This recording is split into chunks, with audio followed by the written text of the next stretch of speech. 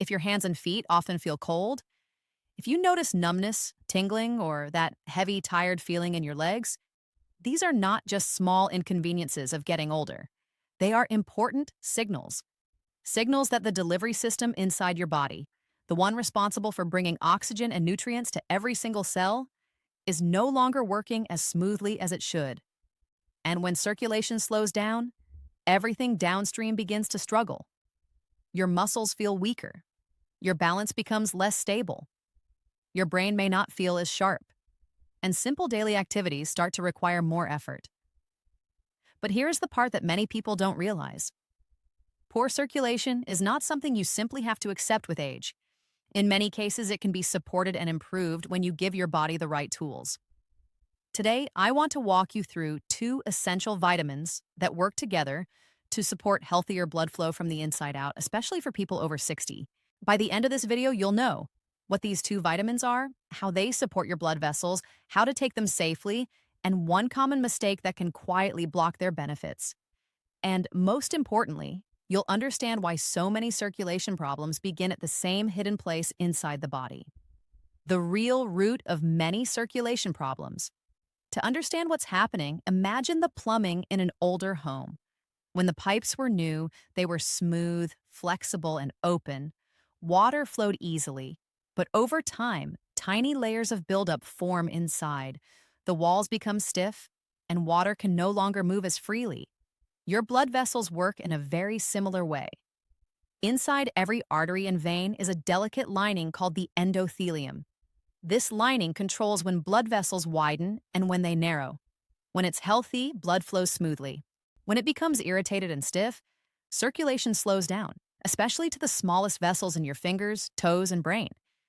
This is called endothelial dysfunction, and it is extremely common as we age. It doesn't usually start with a major blockage. It starts with the loss of flexibility and responsiveness in the vessel walls. And that is why symptoms often appear first as cold hands and feet, numbness, tingling, and weakness. The good news is that this process can be supported in a positive direction when you address the structure of the blood vessels themselves, not just the symptoms. That brings us to the first vitamin.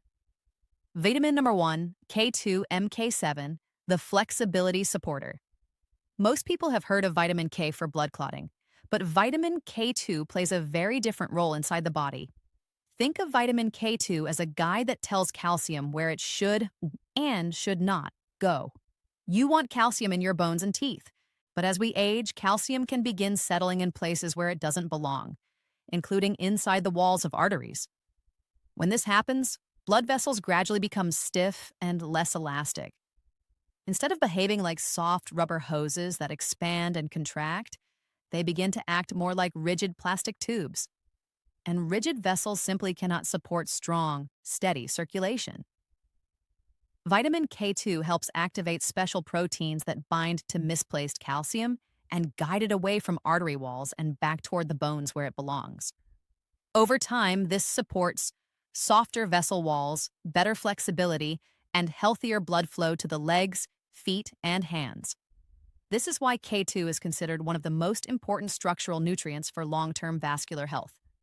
Why the form of K2 matters. Not all vitamin K is the same. For circulation support, the form that matters most is vitamin K2, MK7. This version stays active in the bloodstream for many hours, giving it time to continuously support vessel health throughout the day. Vitamin K1, which is found in leafy greens, is helpful for clotting, but it does not provide the same vascular benefits as K2-MK7. Dosage guidance for K2. For many older adults, a commonly used range is 180 to 360 micrograms per day of K2-MK7. This is a very small amount, but it is quite powerful. K2 is fat-soluble, so it's best taken with a meal that contains some healthy fat, such as olive oil, eggs, or avocado, to help absorption. And one very important note, if you are taking medication that affects blood clotting, this is something you should always discuss with your healthcare provider before adding vitamin K2. Why K2 alone is not enough? Now, improving vessel structure is extremely important. But flexible vessels still need the right signals to actually open and allow blood to move easily. This is where the second vitamin becomes critical. Because even perfectly flexible vessels can remain too narrow if the body is not producing enough of its natural relaxation signal. That signal is called nitric oxide, and supporting nitric oxide production is where vitamin number 2 plays a powerful role. In the next part, I'll show you how vitamin D3 works together with K2 to support both vessel structure and active blood flow. Now that we've talked about vitamin K2 and how it helps restore flexibility inside your blood vessels, there is an important truth you need to understand. Flexible vessels alone are not enough. Even soft, healthy arteries still need a signal to open, relax, and allow blood to move freely. That signal is called nitric oxide. And this is where the second essential vitamin comes in. Vitamin number 2, vitamin D3, the flow signal supporter. Most people think of vitamin D only in terms of bones, but vitamin D3 plays a much larger role in the body, especially as we age. Vitamin D acts more like a hormone than a simple vitamin, and nearly every cell in your body has receptors for it, including the cells that line your blood vessels. When vitamin D levels are low, the endothelium, that delicate inner lining of your arteries, cannot function properly. One of its most important jobs is helping your body produce nitric oxide. Nitric oxide is the molecule that tells blood vessels to relax and widen. It reduces resistance, it improves flow, and it allows oxygen and nutrients to reach the tissues that need them most. When nitric oxide production is low, blood vessels stay partially constricted, and circulation suffers, and especially to the hands, feet, and lower legs. Why D3 matters more after 60? As we get older, several things happen at the same time. We spend less time in direct sunlight. The skin becomes less efficient at making vitamin D. Absorption from food decreases. This is why low vitamin D levels are extremely common in adults over 60. Low D3 levels have been consistently associated with poor circulation, higher vascular stiffness, and reduced nitric oxide availability. Supporting vitamin D3 helps the body send the correct relaxation signals to blood vessels throughout the day. How D3 and K2 work together. This part is very important. Vitamin D increases calcium absorption. Vitamin K2 makes sure that calcium goes to the right places. Without K2, higher vitamin D intake can sometimes increase the risk of calcium settling in soft tissues. But when D3 and K2 are taken together, they work as a team. D3 helps regulate nitric oxide and vessel relaxation. K2 keeps arteries flexible by managing calcium placement. Together, they support both structure and function of the circulation system. This is why they are often referred to as a foundational combination for vascular support. Common dosage range for D3. For many older adults, a commonly discussed range is 2,000 to 5,000 IU per day. However, vitamin D levels vary widely from person to person. A simple blood test can help determine what is appropriate for you, and it's always wise to review this with a healthcare professional. Vitamin D3 is also fat-soluble, so taking it with food improves absorption. Food support that makes these vitamins work better. Supplements work best when the body has the right nutritional environment. To naturally support nitric oxide production, many people include foods that contain natural nitrates, such as beets, spinach, arugula, leafy greens. These foods provide raw materials the body can convert into nitric oxide, reinforcing the effect of vitamin D3. For natural K2 support, fermented foods and certain aged cheeses can be helpful, but many people still rely on supplements to reach consistent levels.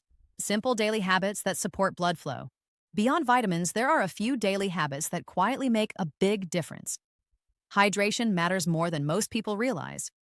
Blood is largely made of water, and even mild dehydration can make it thicker and slower to move. Gentle movement is another key factor. Short walks, even 10 to 15 minutes at a time, help activate the muscle pump in the legs, encouraging blood to move upward instead of pooling. These small actions work together with K2 and D3 to support healthier circulation. Why poor blood flow often affects nerves.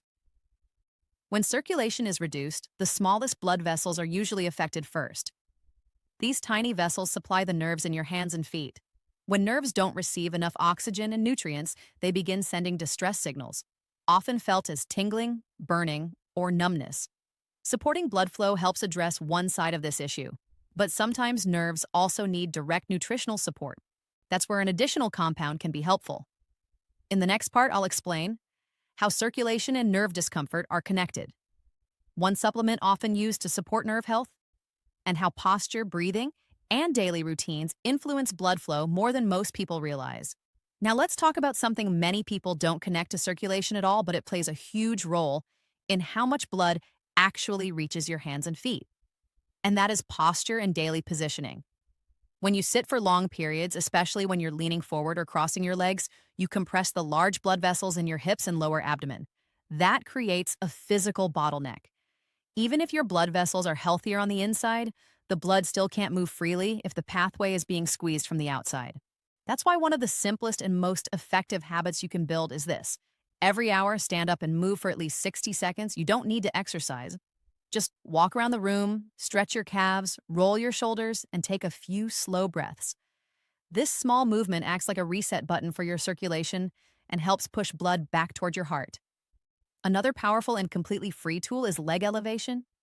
When your feet are below heart level all day, gravity keeps pulling blood downward. Over time, that leads to heaviness, swelling, and fatigue in the legs. But when you raise your feet above heart level, gravity finally works in your favor. Try this once or twice a day. Lie down and place your legs on a couch or against a wall so your feet are higher than your chest. Stay there for about 15 minutes. While you're there, take slow, deep breaths, letting your belly rise and fall. This position helps blood and fluid move out of the lower legs and back into circulation, where it can be processed properly. Breathing may seem unrelated, but it is actually a major part of healthy circulation. Deep breathing creates gentle pressure changes inside your chest that help pull blood upward from your lower body. Shallow breathing does the opposite.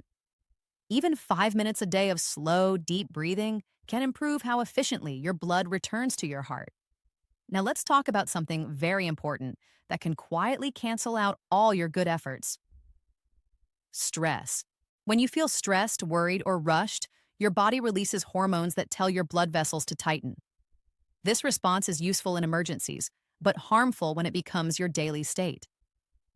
Tight vessels mean less blood reaches your hands, feet, and brain. That's why any circulation routine must include some form of relaxation. It doesn't have to be complicated. It could be quiet breathing, light stretching, gentle music, or simply sitting without screens for a few minutes. The goal is to tell your nervous system that it is safe to relax, so your blood vessels are allowed to open naturally. Another common mistake is avoiding healthy fats. Many people were taught to fear fats, but your blood vessels are made of delicate cell membranes that need healthy fats to stay flexible. Using oils that promote inflammation can make vessel walls more rigid over time. Focus on fats that support flexibility, like olive oil, avocados, and the natural fats found in fish and nuts. These fats support the same systems that vitamin D and K2 are working to improve. Sleep is another major factor. During deep sleep, your body focuses on repair, including repairing the inner lining of blood vessels. Poor sleep keeps inflammation higher and slows healing. Aim for consistent sleep and a calm evening routine that allows your body to fully rest. For those who want additional support, there are a few well-known nutrients that work alongside vitamin K2 and D3. One is L-arginine, an amino acid your body uses to create nitric oxide, the natural signal that tells vessels to relax. Some people find that adding L-arginine helps improve warmth in the hands and feet and supports exercise tolerance. Another supportive nutrient is CoQ10. It plays a role in energy production inside cells, including heart muscle cells. When the heart works efficiently, circulation improves throughout the body. CoQ10 also supports the health of blood vessel walls over time. These are not replacements for the foundation, but they can work together with good nutrition, hydration, and movement to support better blood flow. So let's put this into a simple daily routine. In the morning, take vitamin D3 and vitamin K2 MK7 with a meal that contains a little healthy fat. Include foods that support nitric oxide like leafy greens or beets when possible. If nerve discomfort is present, this is also a good time to take alpha lipoic acid. Throughout the day, sip water regularly instead of drinking large amounts all at once. Every hour, stand up and move for at least 1 minute. In the late afternoon or early evening, Elevate your legs for about 15 minutes and practice slow, deep breathing. In the evening, support rest and recovery with calming habits, low light, and consistent sleep timing. This is when your body does much of its repair work. This approach supports circulation from multiple directions. It improves vessel flexibility, supports natural relaxation of blood flow, protects delicate nerve tissue, and reduces the daily strain that causes symptoms to return. And here is the most important part. Poor circulation does not mean your body is failing. It means your body is asking for support in very specific ways. When you give it the right tools, even later in life, it can respond. Cold feet, numb fingers, and that constant tingling do not have to become your normal. With consistent daily habits and the right nutritional support, many people notice steadier warmth, better balance, and more comfort moving through their day. If this information helped you, take a moment to support this channel so more people can learn these simple, practical steps.